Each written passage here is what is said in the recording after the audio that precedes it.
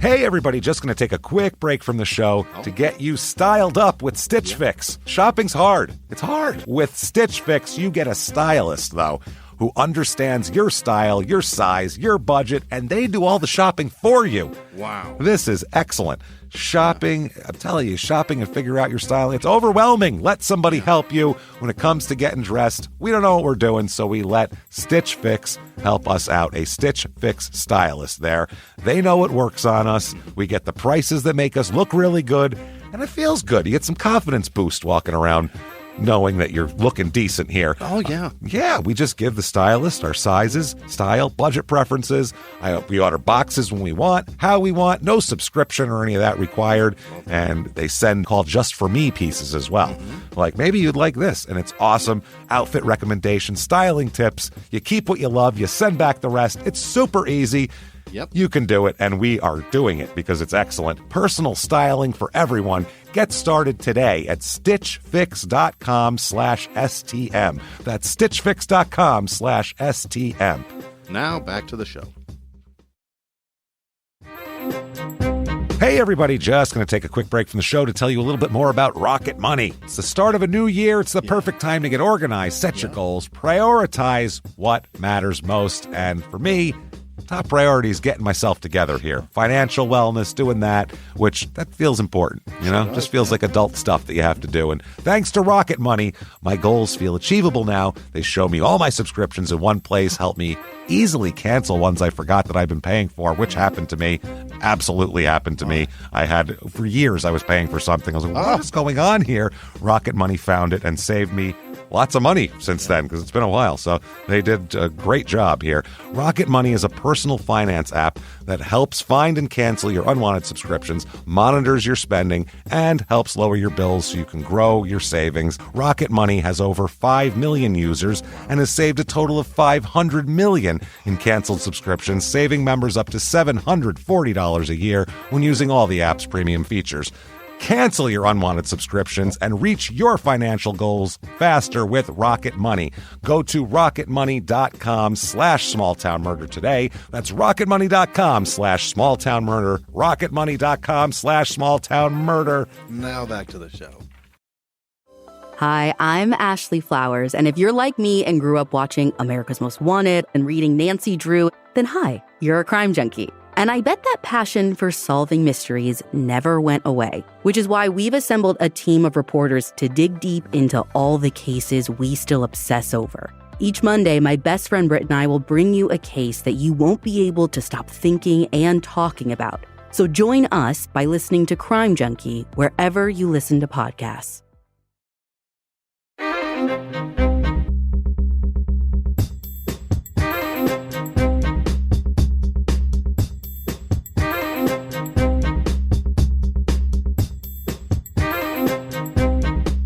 Hello, and welcome back to Small Town Murder Express. Yay, choo-choo. Haha, yay indeed, Jimmy. Yay indeed. My name is James Petrogallo. I'm here with my co-host. I'm Jimmy Wissman. Thank you, folks, for joining us. All aboard the murder train. Hell yeah. Get your tickets ready. Pulling away from the station. Chugga, indeed. Let's do this. This week, we have a... Wow, is this insane? We'll get to it quickly, but before we do that, just want to let you know, 420 virtual live show, April the 20th, virtual live show, wherever you are in the world. We're just announced it. Tickets on sale February the 13th. Anywhere in the world, if we're in a city that we're not coming to or you're there, you can see the virtual live show just like a regular live show, except you're in your living room instead of in the actual theater. So do that. Come out and see that at your house and get your tickets at shutupandgivememurder.com, which is absolutely. And also at shutupandgivememurder.com, you can get tickets to live shows, live in-person shows, new shows added for Seattle and Portland, also Pittsburgh and Detroit available for purchase at this point. So get in there, get your tickets. We can't wait to see you out there at a show. Thank you so much. Patreon.com/crime and sports is where you get all of the bonus materials. And we have so much bonus material. So much. Anybody $5 a month or above, that's going to get you immediately the whole back catalog of like 150 bonus episodes. And plus. growing. And growing because we put 2 new ones out every other week. Yes. This week is no different. For crime and sports, which you'll get this episode as well. We're going to talk about the And One Company. How to go from the coolest thing in the world to being sold at Kohl's in a matter of a few short years. We'll talk about that. It's pretty wild, that downfall. They had all the basketball mixtapes and shit. They were fun. And then turned an empire into an embarrassment. That's it, all at once. From cool to Kohl's, from empire to embarrassment, and one. Then for small town murder, we are going to talk about something very gross: sex in the People's Temple. Right. And the People's Temple is Jim Jones, Jonestown, and pre-Jonestown, and all that. What happens when one man controls 1,000 people's sex lives? Really weird shit. We'll put it that way. We'll talk all about it. Patreon.com/crime and sports. And you'll get a shout out at the end of the regular show as well. That said, we have a lot of show. We need to get right into this. We need to sit back, clear the lungs. Hey? Where are you right now? What? Oh, you at a PTA meeting? No. You at a PTA meeting? I don't care. So wipe those donuts off the table. Knock everyone's laptop over and say, never mind the school lunch program. Thin pretzels on the ground. Never mind the school lunches. We're going to talk about something else. Hands to the air and shout, shut up and give me murder. Let's do this, Jimmy. Let's go on a trip, shall we? Oh, yeah. Hell? Let's do it. Let's do it. We are going back to all the way back to Massachusetts. Hey! Been a while since we've been to Massachusetts. We are going to head on over there. Greenfield, Massachusetts, that is. Northwestern Massachusetts. Oh. Up in the Berkshires area, near like Pittsfield and all that in the Northwest. Yeah. I know this because there's a lot of weed dispensaries in Western Massachusetts, so I'm well versed and traveled in the highways and byways of Western Massachusetts. A lot of travel through. A lot of travel. It's about 40 minutes to Springfield, about 2 hours to Boston. Jesus. In that region.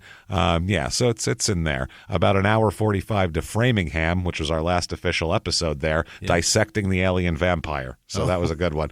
Oh, boy. This is some crazy shit here. Now, it's in Franklin County. History of this area. It was named after Ben. I'm sure, honestly, in this place, it's so old because this area was colonized as part of Deerfield by the English in 1686. Jesus. Holy shit. In 1753, Greenfield was named for the Green River, was incorporated and separated from Deerfield.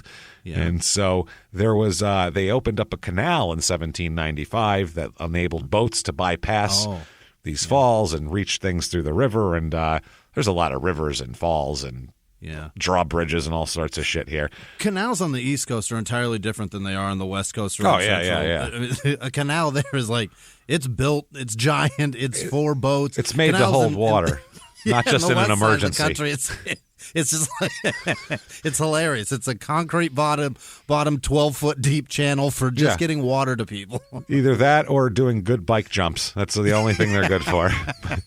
When you're a kid, you can bike jump the shit out of those things. There's ducks and shitty fish in there. You got to watch out. So, John Russell established the Green River Works in 1834, and this was the country's first cutlery factory. Oh. So making utensils here. They got skilled German workers to do that at the time, brought them in to get into that shit. It was one of the most important centers. This is in the 1800s, 1900s. One of the most important American centers of the tap and dye industry. Yeah. And home of Greenfield Tap and Dye. Okay. So if you're looking to tap or dye anything, this is your spot right here. Get it there. Yeah. Is that metal shit? Tap and dye? Yeah. It's tap is when you put the threads on the outside, and dye is when you put the threads on the inside of something, so that you can throw a nut on something or throw a bolt in something. That makes more sense. How you get your bolts and nuts together? Hey, your bolts and nuts over here. Famous people from this town. Penn Jillette is from here, from Penn and Teller. He's from here. I love that guy. Also, somebody from Supernatural, Misha Collins, who I don't know her. I pictured Misha Collins and I pictured Misha Barton and not Misha Collins, and I looked up Misha Collins as a guy, so I was way off. Oh, way the fuck off. Put it that way. I don't know her. Yep, and I said, same thing. I don't know her either. Reviews of this town quickly. Greenfield, here's 5 stars. Okay. Greenfield's gotten a bad rap due to the recent drug epidemic, and their school system is not the best. Well, those seem like things to legitimate bad rap reasons. Welcome to New England. But besides those 2 factors, which are big ones, Greenfield is very welcoming, embracing, and friendly community. From local farmers markets in the middle of town to wow frozen yogurt. Greenfield's a great place to grow up, as long as you don't go to school or, go around crackheads. Is wow is that a brand? I guess wow frozen. Are they just blown away that there's frozen yogurt? And wow frozen yogurt on the outside of town. Holy shit. Holy shit. Here's 2 stars. Yeah. Yikes. That's the first sentence, which... I'm in. Did Chris Farley write this? This is why. Other than living 45 minutes from Mount Snow, there is nothing good to say about this little village. I cannot wait to move out. There are homeless and drug-addicted people everywhere. Definitely not a nice place. Jesus Christ. Here's 1 star. Okay. I just came to visit to look at the town, and it was horrible. Jesus. Just came to look. Boom. A lot of drug addicts / homeless / low-income people. Boy, are you judgy. You put drug addicts, homeless, and just people who work for a living in the same category together? Just fucking some poor schlub busting 60 hours out. There's some guy piece of shit with a day job. Same level as the guy that's some guy with a needle hanging out of his arm, fucking scratching open sores, and you're like, you and this guy that works at Walmart can both fuck yourselves. Like, Jesus Christ, he's trying to make a living. Druggies and deli employees. Wow. Fucking gross. Ugh. I didn't feel safe, and I live in Boston. A lot of the homes are run down. Looked like Detroit. Let's calm down. It's really a shame. Jesus. The worst for me was the horrible transportation. Yeah, they have city buses, but the schedule isn't great, and there's no ride sharing. The one I requested from another town canceled on me after waiting 23 minutes. That's the people's fault who live in the town, I'm sure. There's only 1 bus and 1 Amtrak a day to Springfield. If you miss them, you're stranded. Okay. Miss it and you stay. You're screwed. Here's 1 star. It's not a fun place to visit. Okay. Some of these, Jesus Christ. Here's a 1 star. I'll read you the first and last sentence of the review. Fantastic. That's all you need to know. Worst place I've ever lived.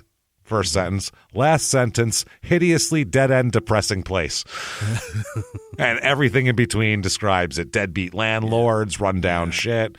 Then there's one, a 5 star, quote, first is to correct all the ill-informed and unfair characterizations of this town by some others who've posted here. They are arguing with each other because when somebody answers them, it's fucking wild, man.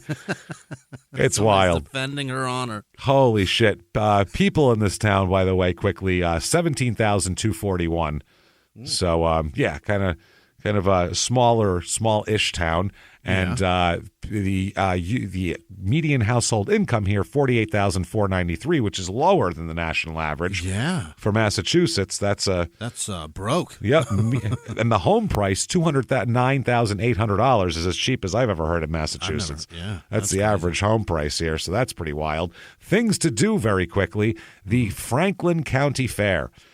And there's everything. There's flying high dogs.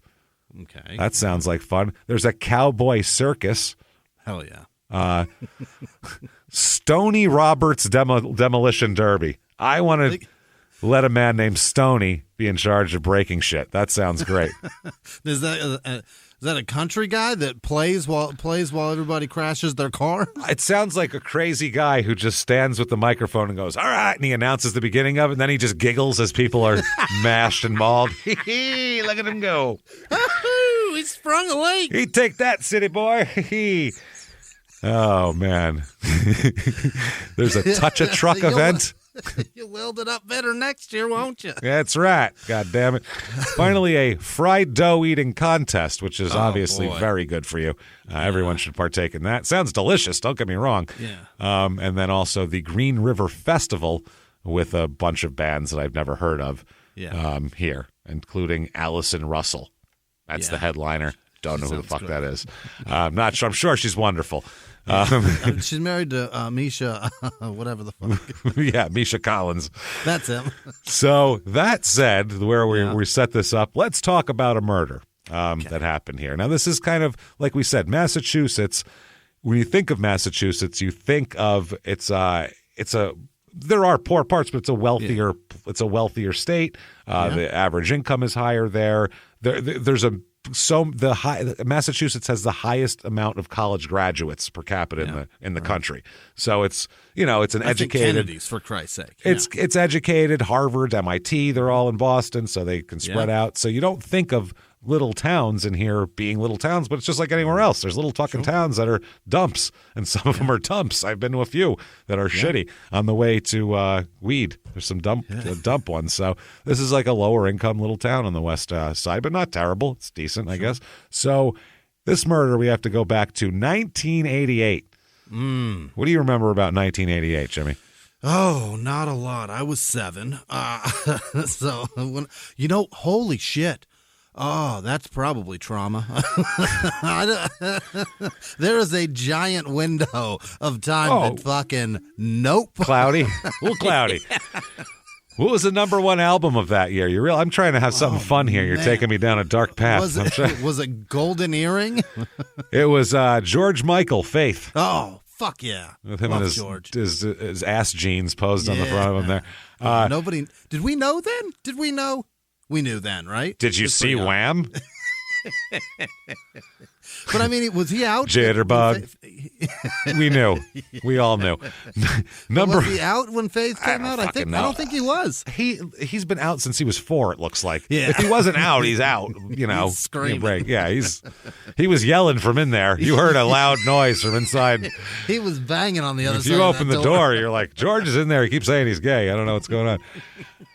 Number one TV show that year. Oh, 87. Jesus. 88. Cheers. 88. Oh, 88. Yeah. Cheers. Cosby Show. Oh. Still hanging on. Boy, did we fuck that up. Number one movie that year. Oh, Top Gun. Rain Man. It was Tom Cruise. Yes. Hey. Rain Man, the story of Tom Cruise on a cross-country trip trying to convince a man to consider Scientology. Never seen that one? And the man pretends to be severely autistic to get Tom to stop. That's what he does. He'll just start banging his head going, Judge Wapner, and smacking himself in the head because he's like, I don't want to hear about Xenu. No. Just saying $1, probably $1. That's $1. It. So, amongst this, Tom sorry, Cruise everybody, convinces him instead just to gamble and make him rich. Come on, make me rich. Let's talk about this murder here, October 24th, 1988, just to give you a setting amongst what's going on in the country, just to give you, this is America at this point. People can't get enough of Bill Cosby, George Michael, and Rain Man. Yes. So, let's talk about Mark Branch. Mark Branch, he's an 18-year-old kid here in October of 88. And the neighbors don't know the family very well because they just moved in June of 87. So, I mean, he's been there a year and a half, but still, neighborhoods take a while to kind of ease in. And when you see someone for 10 years, you might be more willing to talk to them. Like, I guess you're not going away, so I guess I'll talk to you. I've been in my house for 2 years. A neighbor just recently stopped by to say hello. Oh, God, that's a nightmare. Nope. Stop by. Why are we talking? If we're both outside and happen to make eye contact, I'll give you a wave. Oh, that's what the it most was. You're getting out of me. Oh, okay. They drove by and they stopped and they're like, see, you moved in. I haven't met you yet. I was like, my friend. No. I'm ready to sell that place already. Fuck out of here with that. No. So several neighbors said they're a nice family from what they knew of them. Branch, Mark here, he works at the Stop and Shop supermarket. It's just a big East Coast chain here. Sure and everybody said he's just a quiet, likable young guy. Just a good kid, 18 years old. Just can't wait to pop on a George Michael tape and rock out. You know what I mean? Just can't wait. Which actually isn't true. We'll talk about him. His father, Richard, works at Vermont Yankee Nuclear Power Plant. Oh. I thought he was going to say candle. Vermont Yankee Candle Factory or something. That's way different, though.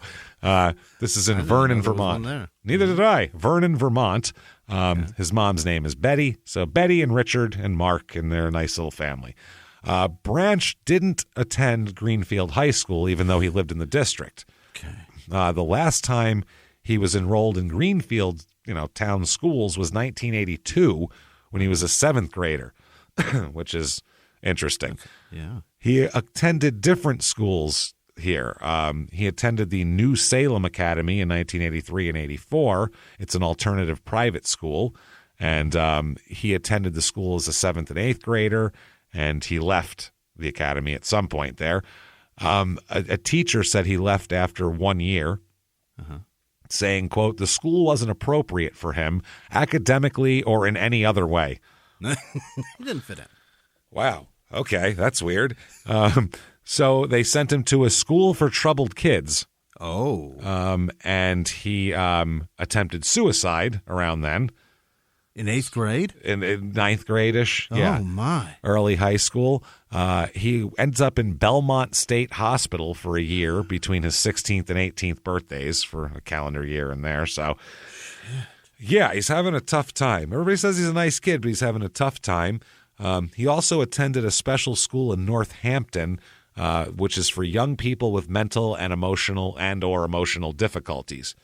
So, what the fuck is happening? He's got a lot of issues, man. For the second half of 11th grade and for 12th grade, he went to the New Direction School at the state-run Northampton Center for Children and Families. First, he lived in the school. So you can live in there. It's like a boarding school. Then he commuted to the school after that. So he gets a job at Stop and Shop as a grocery store clerk. And his main thing that he likes to do, and this is so 1988, it's not even funny, super into renting horror movies.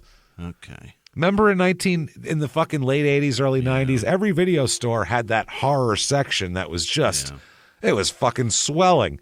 Laden with just dumb movie after dumb movie. Yeah, anything with an excuse to show a tit and it's to have some blood, and most of them were bad. These low, to sell right to video, but there was a million of them, and they were fun for a lot of people. So.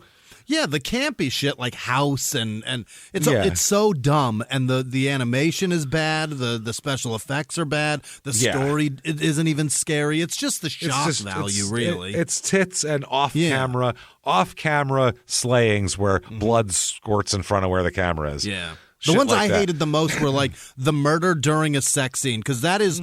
You're so vulnerable. Oh, you mean all You're of even them? naked. Yeah. It's every horror movie in the 80s. And the woman's always filleted, which makes it way worse. Because you get to have tits and violence in the same fucking shot at that point. They like that. So he really, really likes slasher movies. Super into that. His favorite is Jason from Friday the 13th. Okay. That's his favorite. I don't know. The only thing I remember about Friday the 13th is my cousin and I would rent them one summer when we were 11, maybe. We would rent like a different one every couple days till we got through the series over the summer. There's so many. And I remember Corey Feldman was in one. Yeah. 3? 4. Or 2? 4. I think it was 4. Wow, that far in? He kills Jason at the end and like hacks him up with a big axe and all this shit. And then 5... In part 5, I think it's not even Jason. It's some impersonator of Jason because Corey Feldman killed Jason, and that's supposed to be the end of it. But then they were like, we can make a couple more bucks off of this. Fuck it, he's alive. How are we going to let Mouth be the fucking savior of this franchise? And the scariest part, within 5 years of that, Jason was not even close to the scariest person that Corey Feldman was hanging around, because he was dressing like Michael Jackson doing moonwalks and shit. So...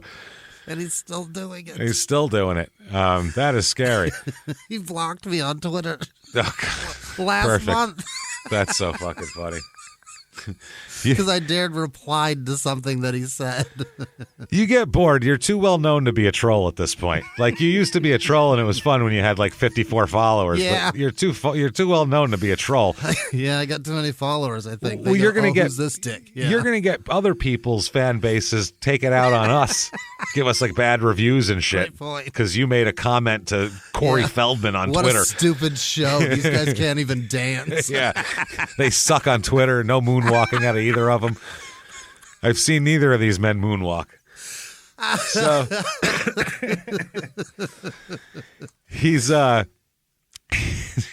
obsessed with these slasher movies, though. Yeah, he likes the slasher movies and has told people that he kind of wants to kill someone. Oh. See what it's all about. See what all the big hubbub's about here.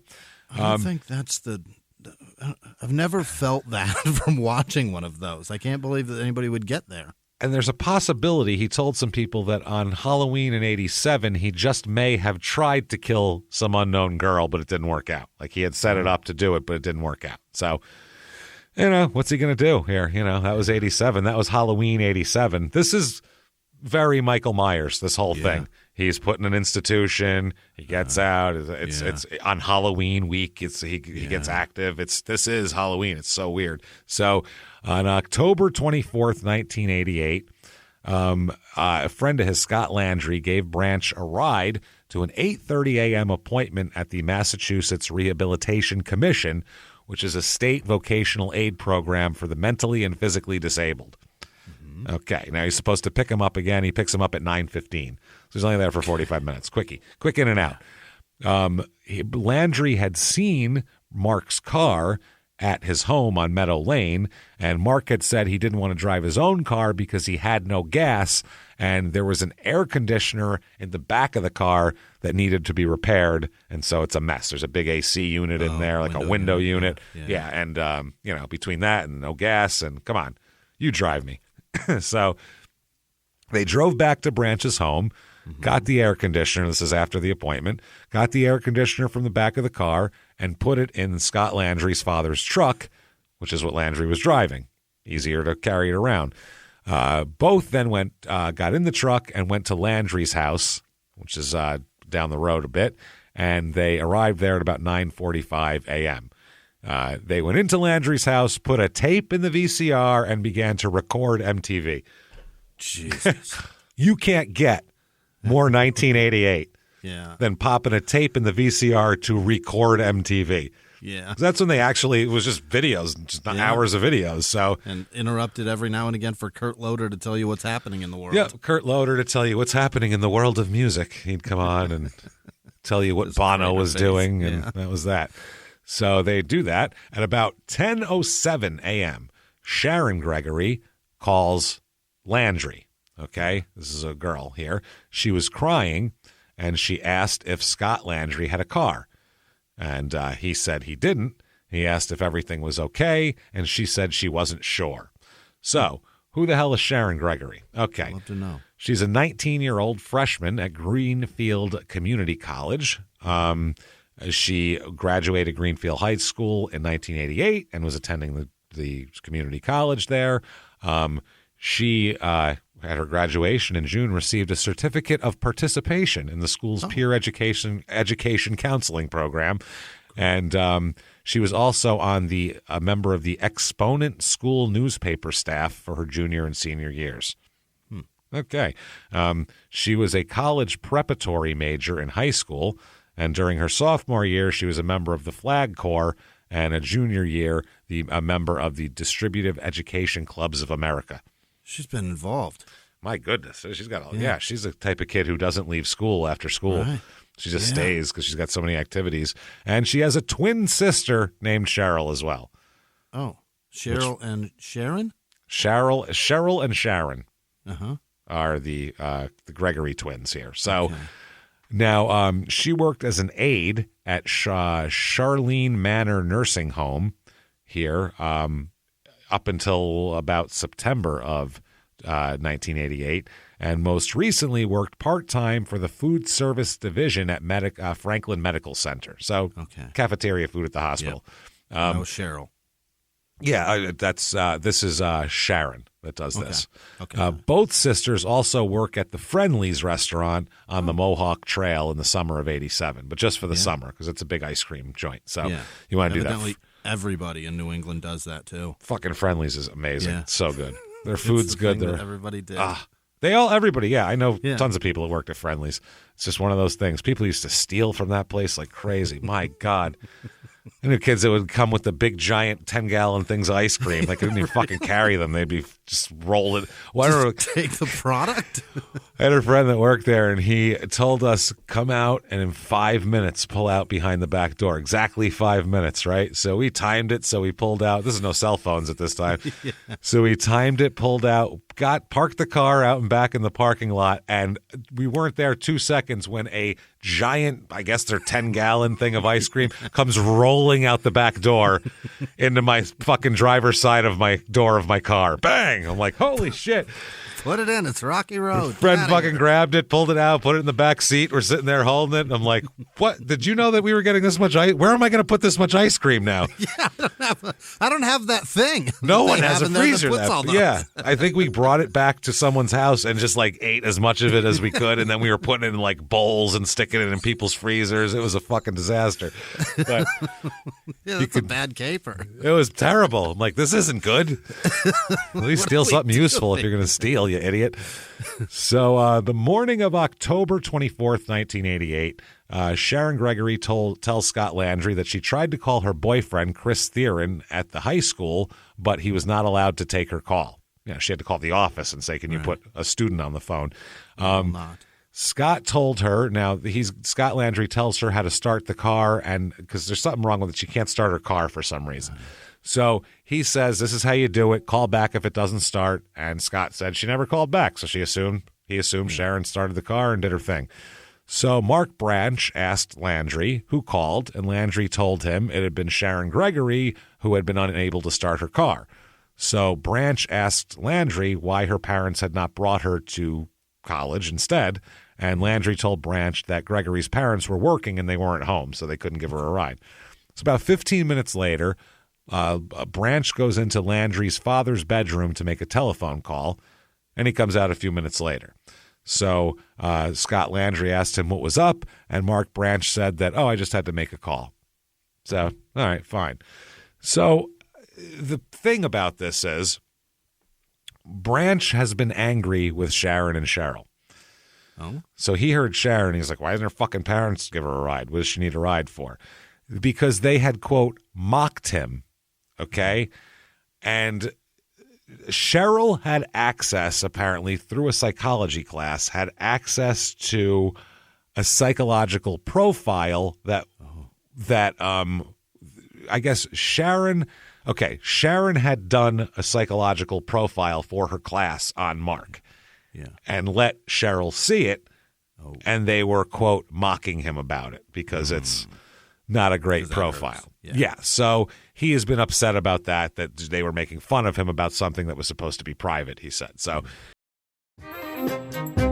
hey, everybody, just going to take a quick break from the show to tell you about the safest sponsor ever, Simply Safe. Absolutely. These people will keep you safe. It's amazing. You know that every 26 seconds a burglary takes place in the United States, according to the FBI. That means that by the time this podcast is over, dozens and dozens of homes will have been targeted, ransacked. God knows what happens here. So protect your home before it's too late with Simply Safe proactive security system. Simply Safe helps stop threats before they even have a chance to break in. Named Best Home Security System by U.S. News and World Report 5 years in a row.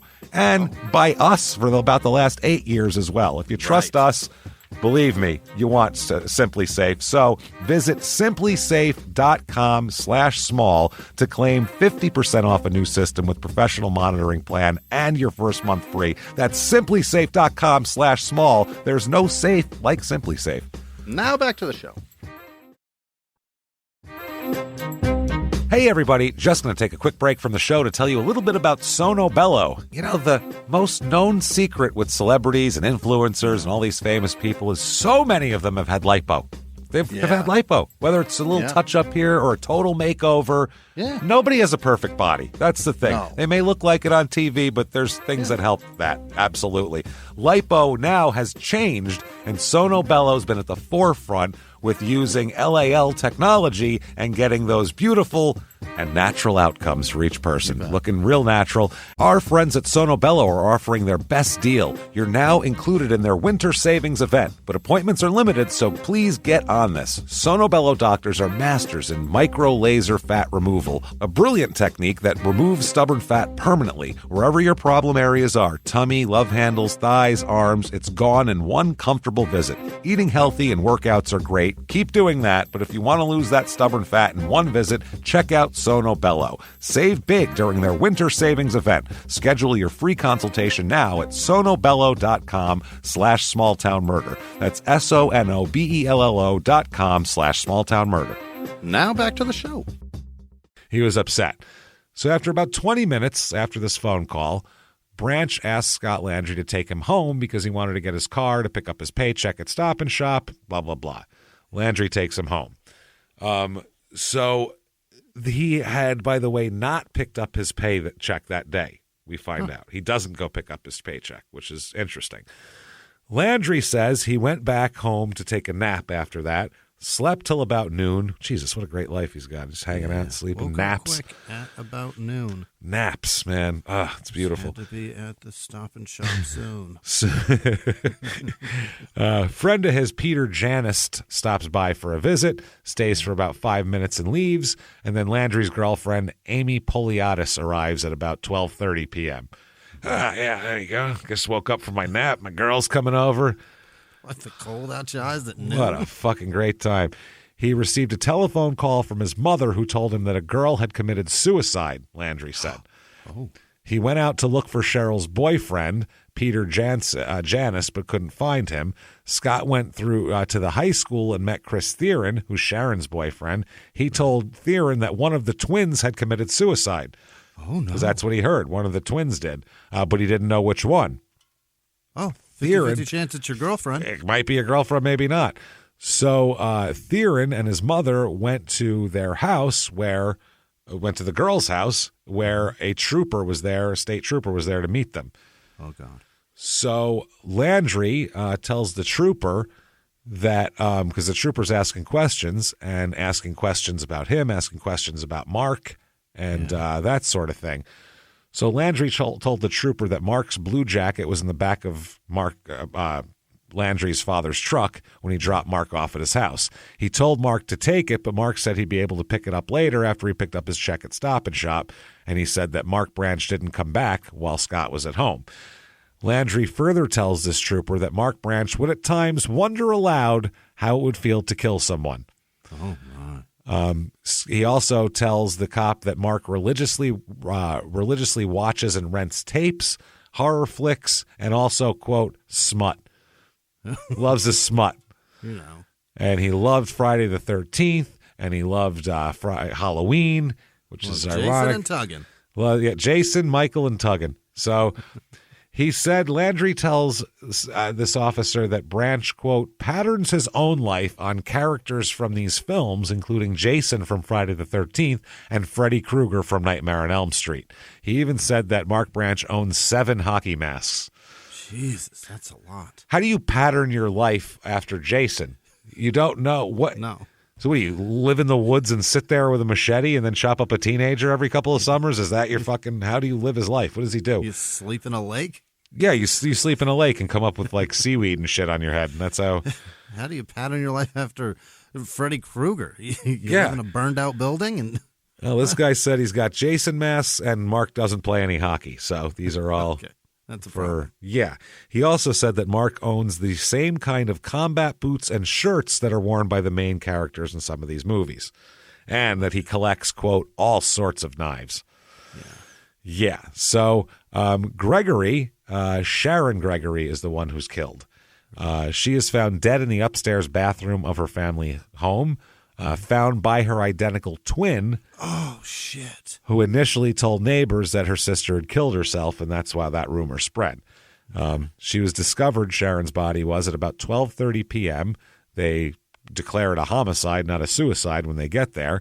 And they said that the officer, when asked, said that the case was, quote, not a normal one, but then declined to elaborate. That's got to be awful as a twin to find your twin dead, because then it's like seeing yourself dead. That's fucking gotta horrific. Be horrible. The one officer, Detective Police Chief David McCarthy, said, once the smoke has settled and you hear why this has transpired, you'll understand why it's different. Sharon had been stabbed over 24 times in the back and head, and her throat had been slashed. Solid suicide. After then sliced up her abdomen, chest, and head as well. Oh, my God. So it's fucking horrible. The cops found a large amount of blood in the bathroom and outer hall, as well as traces of blood in the stairway. A shoe print was identified in the blood on the bathroom floor as well. Uh-oh. No weapon found in the home. And this is pre-DNA, so you don't worry about that. They said the murder weapon was likely a single-edged knife with a blade width of approximately 1 to 1.5 inches and a blade length of between 4 and 5 inches. So like a big steak knife. The Gregory family spent the night away from the home. Makes sense. Sure. There they take off and they're trying to figure out what happened. Neighbor says that police cars and all sorts of the whole street was full. I mean, it was packed with police cars. Normally a very quiet neighborhood. It's crazy. The next door neighbor said, I feel bad that something like this happened in this neighborhood. Oh, come on. Yes. She said, it's a quiet neighborhood for the most part. Everybody got along with everybody. What the hell here? Next door to the Gregory home, the murder scene, Tammy Saishi, who lived next door, she came home on her lunch break, and she remembers it being about 12:10. She saw the ambulance and several police cars parked in front of the house next door, and she became concerned. She worked with the twins' mother. Yeah. So she knew that the girls are home alone during the day, and so she rushed across to see what was going on and found one of the twins crying hysterically on the steps. And the twin told this woman, I think my sister killed herself. Yeah. And that's how the whole thing started with that. They're described as nice girls. One of the neighbors said, my impression of them is that they were pretty straight American kids. They were a quiet family. They were nice girls, typical, well-educated. They always seemed happy to me, the other neighbor says. No question that's one of the more stable families I've been near, said the neighbor across the street. So not bad. They're nice people, and this is a shame. So one kid here who went to school, Jeffrey Villani, he went to school with these girls. He described Sharon as being kind of mellow, whereas Cheryl was more outgoing. He said everybody was well-liked and well-known by everybody. Everybody was nice. They'd say hi to everybody that passed them. They weren't snobs or anything like that. One person said they were so indistinguishable, so identical, I still couldn't tell them apart after 19 years. Someone who's known them their whole life. So still, though, that's terrifying. If there's anything that that stands out about Sharon, it was that she was a good student, they said, and a very good school citizen. That's what her principal said. Yeah. So police talked to Cheryl after the murder because she's going to be the closest one with her sister. God damn it. So Cheryl tells police that Sharon had recently been concerned about an individual named Mark who hung around with Scott Landry of Maple Street. They said that Cheryl was frightened by the manner in which Mark used to stare at her. That's creepy. She said she didn't know Mark's last name, but that she had been to his residence before. Oh. They said, yeah. So Cheryl drove by. They pointed out Mark's house, and she said, that's the house we were in. Yep. So they do a little bit of investigation on him, find out about him. A video store owner described him as an enthusiast of bloody horror films, particularly Friday the 13th. Oh, God. So they say that. Bob Quenzel of Video One Expo in Greenfield said that he rents and purchases hundreds of horror movies from his store. He rented strictly gore, period. The gorier, the better. Jesus. That's what he's into. So they go to the Branch home and knock on the door. The police do. And the door is answered by Mrs. Betty Branch. And they knew that was the mother. And they said, hey, how you doing? And she said that, Mark's not here. She knew right away you're here for Mark because these are the same. One of the cops is the same cop that had busted him for something else a couple of years ago. So looking for Mark. She's not here. She said he was with Scott Landry this morning. Otherwise, I don't know anything about it. So she said, I know he had to go to the Massachusetts Rehabilitation Commission, blah, blah, blah. She described her son's car. She said he's driving a gray Chevrolet Chevette in good shape. Oh, there's not a single one of those in good shape. What do you consider a good shape for a gray two-door 83 Chevy Chevette? What's good shape for that? What a piece of shit that's a hunk of shit. No wonder why he couldn't drive with the air conditioner in it. It probably wouldn't go. I can't get it above 40 with that AC unit in the backseat. How dare you say two-door? They're all two doors. There were four-door Chevettes. Yes. I think they made a little Chevette wagon, if I wasn't mistaken. Hysterical four-door if they made a four-door. That's a piece of shit. My uncle had one. You had to manually shift the automatic. Ugh, God, that's a piece of crap. It's a bad car. What a pile of shit. So about 5:30 p.m. this day, this is still the day of the murder, troopers meet with Scott Landry and his father. Landry says he's a close friend of Branch. He said exactly what happened. I saw him at about 8:15. Last saw him at 11:30. Yeah. Gave him a ride to the vocational thing. He went there, dropped him off. We hung out, blah, blah, blah. He said he didn't want to have his car. He didn't want to drive his car because of the gas and the air conditioner issue. And it's a Chevette, and he's just embarrassed by it. I don't want people to see me in that. Yeah. So he goes through the whole story. We recorded MTV. He said that, yes, Sharon and Cheryl Gregory often mocked Branch and made fun of him in his presence, Landry goes on to say. Geez. She said within the last week, Landry says, Mark Branch had said to Scott that these two girls had angered him. So Landry told the cop that Sharon Gregory had taken photographs of Mark and that Mark had told him that he wanted those photographs back from him. So they returned to the Gregory home where the murder scene after 11 p.m. that day, the detective, and finds two photographs of Mark Branch under a box on a top shelf of a desk in Sharon Gregory's room. So the detective interviews Amy Poliadis that day, and that's Scott Landry's girlfriend. And she said that Mark was an admirer of Friday the 13th and loved Jason as well, would watch violent movies such as Friday the 13th.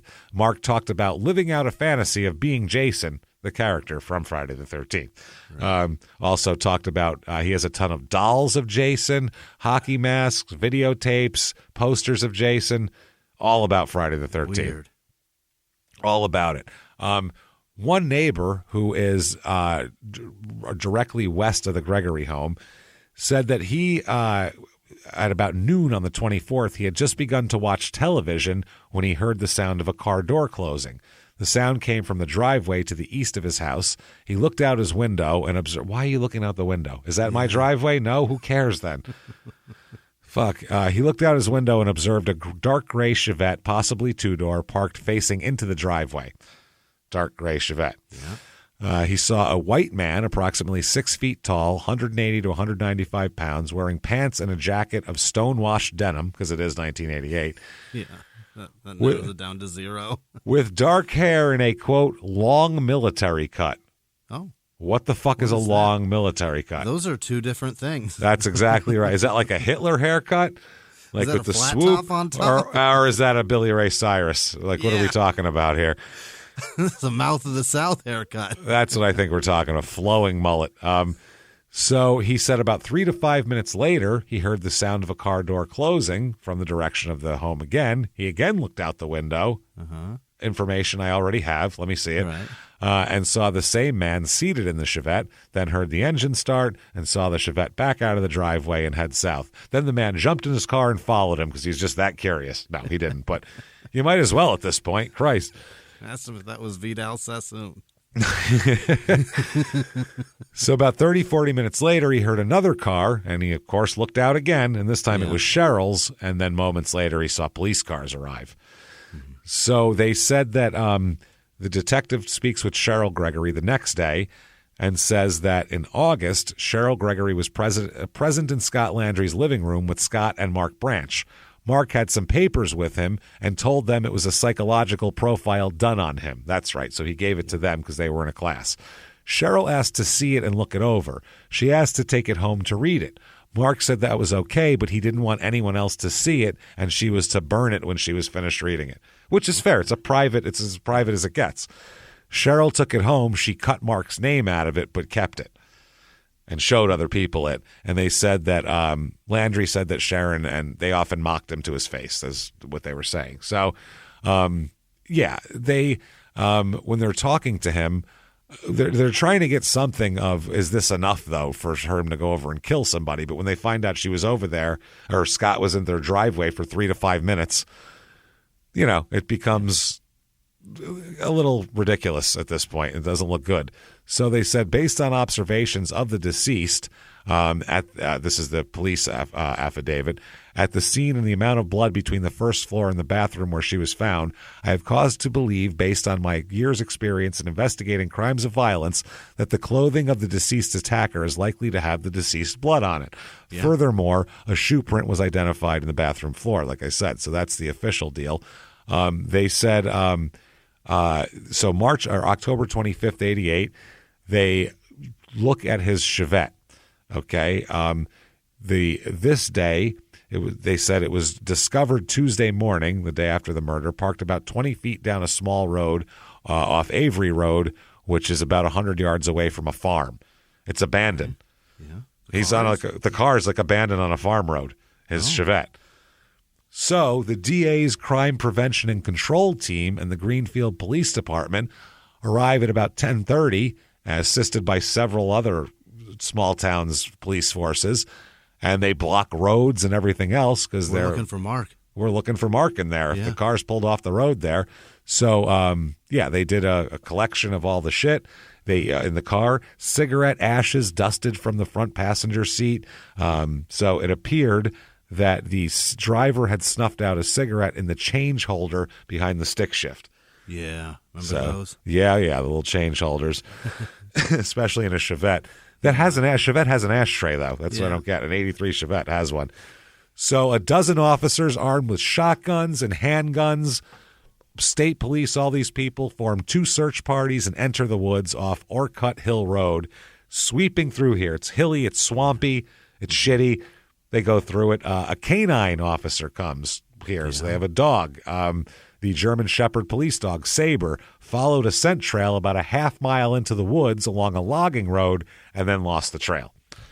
He's in the water. He's hiding. He's somewhere. So about 2 p.m., a state police helicopter from Framingham assists in the search, making several sweeps of the area, and they found nothing. They call the search off about 3 p.m. They figure he's probably holing up somewhere right now, and since we lost the scent, there's no point in jerking off, basically, and running in circles. So police are also stationed at the crime scene. They're stationed at Branch's family home, and they're watching at least one other place as well that he might frequent. So they really want to talk to him, obviously. He's described as 5'11", about 170 pounds. That guy didn't do too bad with his description. Nailed it. Not bad. With short, tightly curled brown hair. How the fuck is that a long military cut? Short, tightly curled? Just short hair. That's all. That's just a low boy afro, right? Just white guy afro. That's all. Just some curly hair. 1983 hair. Just say that. He has very 1983 hair. No mustache or beard, medium complexion, medium build, maybe wearing a plaid shirt with a turtleneck sweater under it, dress pants, and military-style boots. Okay. That's a scary-looking man. Yeah, so I would say. So the vehicle is removed, and there's a search warrant and all that. A chemist identifies blood on the accelerator and brake pedals, steering wheel, automatic shift lever, emergency brake lever, driver's side outer door handle, an inside handle, the carpeting near the driver's seat, and the plastic console housing the gear shift. So you're saying everywhere? Everywhere in the car. The whole fucking car is covered in blood. They also impounded the center console, gear shift knob, and fibers and hairs from the passenger seat of the Chevette. A search warrant for his home was issued. They're looking for knives of single edge, sharp instruments, blood, hair, fibers, fingerprints, palm prints, foot and shoe prints, physiological fluids and secretions, clothing, photographs, documents relating to ownership or possession of the Chevette, and psychological reports relating to Mark Branch. Searching his home, 112 Meadow Lane, this is. They searched the whole place, and they turned over bookcases and drawers and closets. They said stuffed with slasher tapes, paraphernalia, several knives, a machete. They took nearly 90 videotapes, including dozens of slasher movies and some porn, too, of course. Hell yeah. Harder to come across porn back then, too, by the way. Yeah, to own it, yeah. Yeah, that was a tough easy. one, man. Not easy. So the police chief says, I hope deep down when the general public realizes how much paraphernalia of this kind there is, it will have to be downplayed a little. But realistically, we can't do anything about it until the public stops watching this trash. I mean, the bummer about video stores going out of business is just this. Like, there's nobody that will know now when you watch all of this stuff. You know what I mean? Yeah, that's true. To keep an eye on somebody that's watching fucking clearly way too much. Fuck yeah. They said his room, by the way, quote, this is the captain of police, it looked like a room from the pages of Good Housekeeping. It was probably one of the neatest rooms you'll ever find. So they had to uncover shit in closets and in drawers. 35 videotapes were found in tape cabinets in the room, including, obviously, Chainsaw Massacre, Night of the Living Dead, Blood-Sucking Freaks, Nightmare on Elm Street, Part 3, Psycho 2 and 3, Demons 1 and 2, The New York Ripper, The Howling, I Spit on Your Grave, the Boogeyman, and Evil Dead, of course, Faces of Death 1 and 2, The Gates of Hell, The Grim Reaper, Christine, which is just Stephen King, and Zombie. So these are, and Friday the 13th and all those, and Halloween's. So these are all kind of your basic standard. A million kids had all these videotapes in their house. This is the slasher aisle of Blockbuster or wherever fucking video store. Stay out of the shower. Splatter is one. A Stranger is Watching. Cujo. Shit like that. I mean, it's all Cujo, whatever. That's Stephen King too, right? Yes, exactly. Yeah. Also, they found 34 copies of Fangoria magazine and 33 related items. There to that. Also, porns such as Crocodile Blondie, which is great because it's 88. I love it. Yeah, it's very timely. Babyface 2, which I guess that's of the barely legal variety, which he's 18, so you don't want to watch somebody that looks like your mom having sex at that point. Virgin Heat, New Wave Hookers. Oh. I guess they're dressed in like pink and gray. Yeah. Big hair. Big hair. And Fast Girls also. So they found survival knife with sharpening stone in a closet, a machete, brown-handled commando knife in the desk, and also Mark's father gave police a small double-edged boot knife during the search as well that he said was in there. Also, same kind of combat boots and shirts, quote, worn by the main characters in horror movies. Okay. I don't know what the fuck that's all about. They also had a Michael Myers mask. 6, so he didn't have 7 of the Jasons. He had 6 Jasons, 1 Michael Myers. Oh. A Jason doll wrapped and hidden away in a closet. That's suspicious. All sorts of shit. T-shirts and all sorts of shit like that. Posters. They get everything. The swag. Yeah. This is true crime books, of course. Yeah. God forbid. So the one investigator said the suspect thinks he's Jason. That's what it is. Thinks he's Jason. They said he probably has cause. They said they have cause to believe that Mark Branch brutally killed Sharon Gregory with a knife or other sharp object, and the killing is modeled on the killing in movies such as Friday the 13th, which this is in the peak of this whole panic thing of what you're watching. After anything, he slashed a girl in her bathroom, for Christ's sake. It's just it's just a shitty way of hurting somebody. He might have done it differently if he wasn't into horror movies, but he probably would still be killing people, I would say. So they said that Branch had a subscription to Fangoria through a store that he used to go to the store and pick it up every month there when it came in. He began receiving it in February of 86, and that's how he's got so many here. Branch was one of 4 or 5 people who got the subscription through his store, the only purveyor of this magazine in the county. 6 people.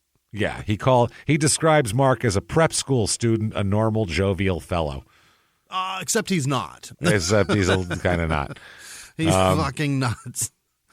That is fucking wild. So some friends of Mark here, they're talking about him because everybody's being asked about. And one who went with him to the prep school said he was writing obscene letters to the female students. He pulled out a knife on a female student. That's why he got kicked out. What the fuck? Branch had denied the knife incident at the time, but this girl says the girl he pulled it on was my cousin, and she was really scared. So they think it's true. Yeah, they all sorts of shit. They said he pulled a jackknife when she told him she didn't like him. He threatened her but didn't hurt her. Jesus Christ. She said all he had talked about was horror movies up till that point. He wrote a bunch of letters. A lot of them were threatening and sexual in nature as well to this girl. She said, I wondered if he was started up again because these notes, because other girls had received similar notes, because one of the girls he wrote letters to back in 82, well, he was asking around a couple weeks ago for her current address. He told me Mark, a friend asked for it and said he told me Mark wanted it. I didn't know why. He told me Mark had indeed announced plans to go out for Halloween this year as Jason, the killer guy from the movie. So newer friends said Mark was just one of the kids, just one of the guys. Another friend of his that's a newer guy said he's very quiet, usually passive, even gentle and polite, has a dry sense of humor. He's described as happy-go-lucky, carefree. Yeah. Another friend who's known him for 3 years described him as a funny kid and just a riot. Never saw him get mad ever. He's a hilarious. Good kid. They said he wasn't ambitious. He told one of his friends, quote, he always said he was never going to amount to nothing. He was pretty proud of it. He had no glorified future plans like the rest of us.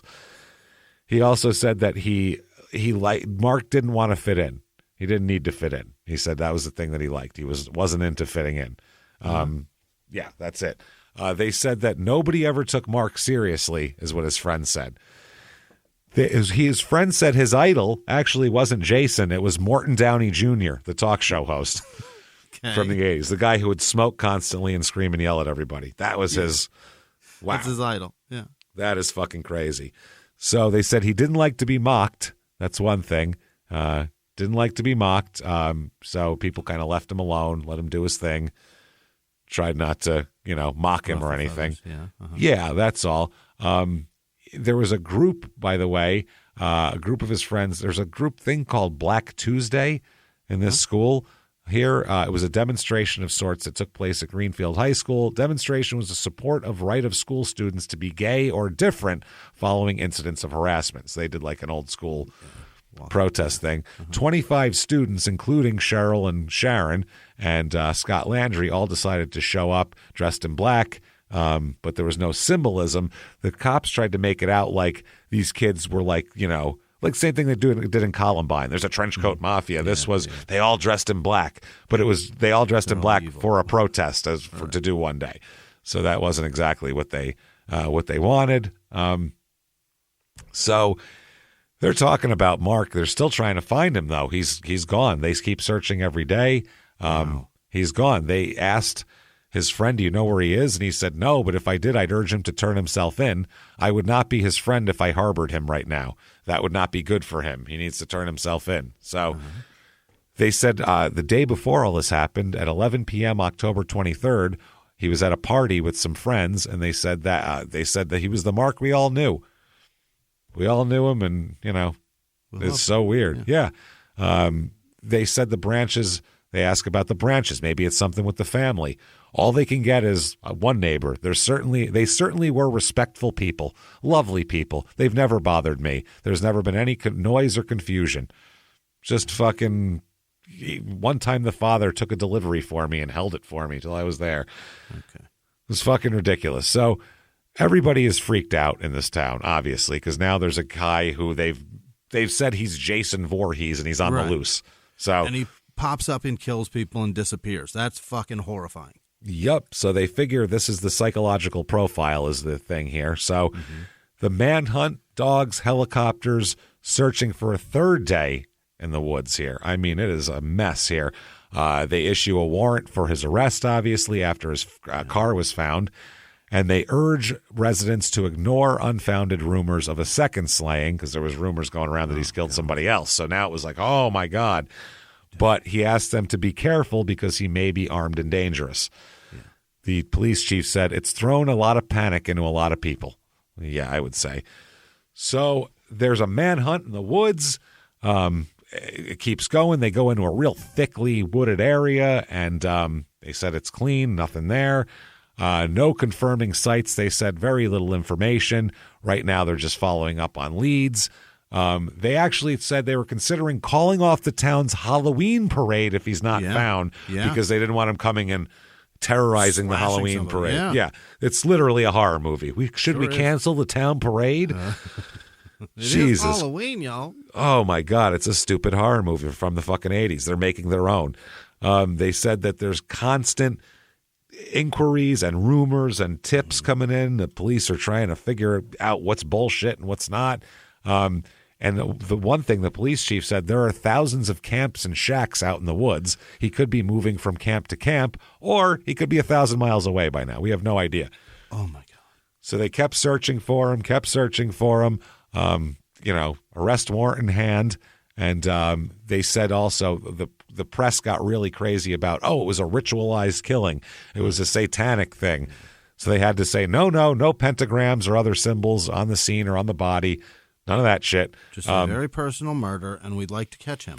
We'd like to catch him, and we can't find him. But the longer this goes on, the more this swells into this crazy legend of all this shit here. So it's fucking insane. So they asked whether the public should be fearful, and one of the cops said, this young person, Branch, is more scared than the public. He said, I believe Branch is running, and unless you're in his way, you're probably not in any danger. He's not a rattlesnake. He's not more afraid of you than you are of him. He's more afraid of you than you are of him. So they search it. They have like a 1.5 square mile area where they're searching. They keep searching, and they can't find it. It's a lot. So rumors start. Oh, boy. One of the reporters from the local newspaper said, in 21 years in the newspaper business, I've seldom seen a wilder bunch of rumors and stories about a case like this. Said they've been overwhelmed with people telling far-fetched stories. They've been told repeatedly there's a second murder, the whole thing. It's just been another common rumor is that there's a devil-worshipping cult connection. And, all this shit, and people have seen devil worship, and I've seen it out there, and it's the kids, and it's a whole thing, and Christ. But the cops said there's no reason to panic, and we'd like people to think twice before passing on some of these silly stories as fact. Right. The cops said, we think that vacant sheds, barns, and other buildings should be checked by their owners, but only if it can be done safely. We don't think there's an immediate danger to everyone, but obviously call if you run into this asshole. So one cop said, there's no doubt there's a lot of paranoia. Up until today, we had young people acquainted with him coming to the station after asking if he had been caught yet. Because, it's still going on. So it's like they're coming in, numerous phone calls. Where is he? More freaking out. An elderly woman on the news said, I live alone here and I'm worried. What do I do? What do I do? Bar my doors at night? Baby, don't tell people. Jesus Christ. He had a particular beef with a particular person. So they said people are freaking out. They're calling it's a nightmare. Then Halloween week is there, so it's even worse because we're in the middle of this. They said that the streets were empty of children, basically. Yeah. Parents were planning indoor activities. This turned into an 80s slasher flick. Parents refused to take their kids. You can't go. Well, what about if you take me? No. Me go walk? Are you out of your fucking mind? No. This is the 80s. I don't go places with you. They had a party at the local Air National Guard Armory. To guys with machine guns. He's going to hand out candy around those guys. A local movie theater delayed plans to show the new movie Halloween 4. Wow. God forbid. So they have a funeral for Sharon. More than 200 people attend the funeral, which is a big one. So Halloween night, now they're spreading shit everywhere. Kids all throughout New England, there's a big rumor that this Jason's out there, and if you go out in the street, this kid's going to kill you. And it's like it's turned into he's the boogeyman of this whole place. And they keep saying he should be considered armed and dangerous. He may kill again, and that's in the newspaper thrilled every dog reading the paper every day. Ha ha ha ha! This is amazing. The FBI said they would step in under a federal statute that deals with unlawful flight to avoid prosecution. It could have applied to this case. We could get the FBI involved in this. So November 1st, Connecticut police cite a positive ID by a store clerk and a strong scent trail picked up by a dog in Enfield, Connecticut. They retrieve an abandoned stolen car from New Hampshire that may be linked to the murder investigation. November 2nd, about 4 miles from where Branch's abandoned car is found, a house is broken into. Articles are stolen that could aid a person surviving in the woods. November 3rd, they search extensively near that robbed house. They find nothing. November 4th, police dogs pick up a strong scent near there on Crittenton Hill Road after a resident of the street says he saw Branch in the back of his home. So they think he's there. Yeah. November 6th, police say the alleged sighting of Branch was false now. God damn it. November 7th, police are downplaying that he's still around. He can't be here. He's got to be gone. And now they're coming out on the news. This is because of violent behavior in TV, and it's a blah, blah, blah, blah, blah, blah, blah. So he's still missing. This guy got away. He's on America's Most Wanted. He's in Canada, babe. They're talking about them filming a segment on America's Most Wanted. Did he ever get to it? They didn't get there quite yet. He said that hopes this national exposure will help somebody turn him in. They get a call from, shortly after that, they get a call from a current affair as well. Jesus. They want to do it. So everybody wants this, and the cops want this exposure because why the fuck not? I mean, it can help. So sightings, there's been a dozen sightings in other states, including Colorado. Yeah. They've been watching all the homes and everything like that. I heard they saw him wheeling a roll of ice cream out of a Friendly's. He really was. Yeah, that's how it hit his car and he drove off with it. So they said they hope there's no violence if Branch is captured, his friend says. I hope some Beverly hillbilly doesn't blow him away. They said they wish that he would turn himself in, his friends are saying. They said Branch knows nothing at all about the woods, too, so that doesn't help either. That's not good. One hunter was out in the woods, and they said, what are you hunting? And he said, I'm hunting branches. Jesus Christ. So there's people actively out there doing this shit. Elmer Fudd out there. Oh, absolutely. They're coming for it. So November 23rd, 1988. A month later. There's a vigil for Sharon and more vigils planned. And they said there's been so much focus on Mark. We want to focus on Sharon as the victim. November 29th, 1988, they finally find Mark. Oh, boy. Finally find Mark. Kevin Purinton is a 26-year-old resident that he takes a couple days off to go hunting and chases after a deer and goes onto a rugged section of private property. And there, as he's going, around 8 a.m., he flushed out 2 deer from a brush and was following them when he heard a sound. He looked up and saw what looked like someone sitting on a hillside. So he waved at the figure, then stepped closer and saw it was a person hanging from a tree. Oh, dear fuck. He thought it was a noose, like a dummy in a noose, some kind of joke. He moved closer, and he poked his 12-gauge into him, and he said he looked into the eyes, but there weren't any. I didn't see any eyes, and I took off running. I knew who it was. It was terrible. I'll never forget it. Wow.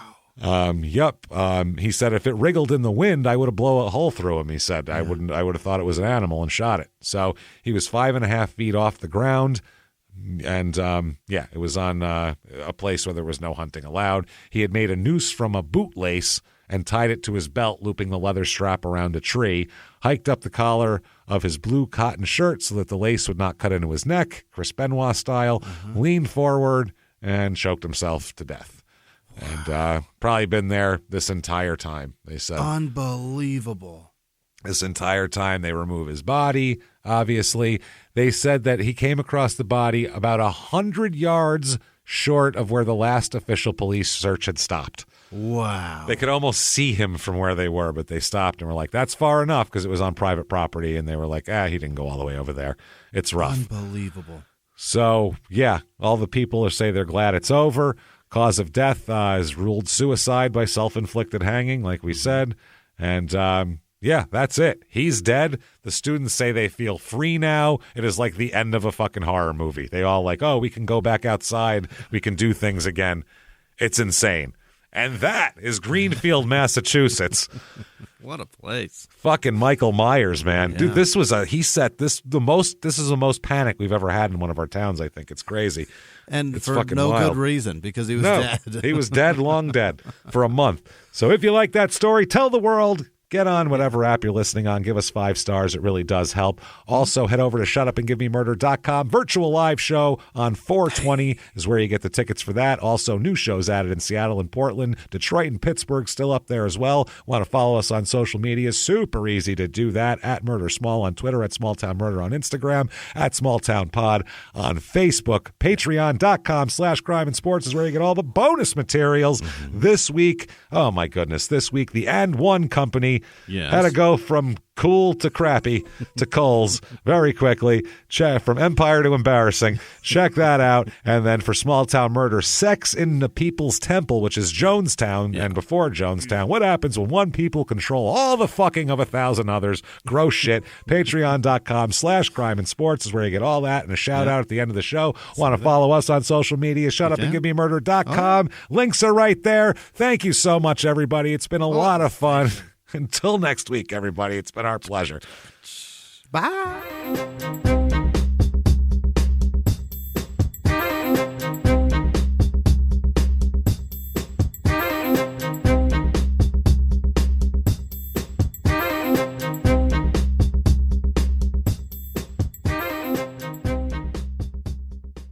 If you like Small Town Murder, you can listen early and ad-free now by joining Wondery Plus in the Wondery app or on Apple Podcasts. Prime members can listen early and ad-free on Amazon Music. Before you go, tell us about yourself by filling out a short survey at Wondery.com/survey.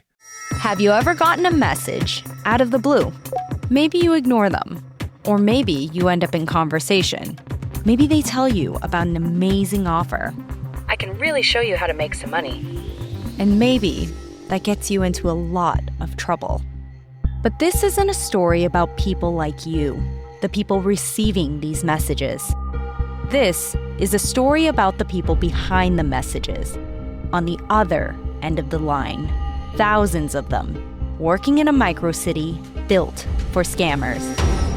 From Wondery, the makers of Dr. Death and Kill List, comes Scam Factory, a new series about survival at the expense of others.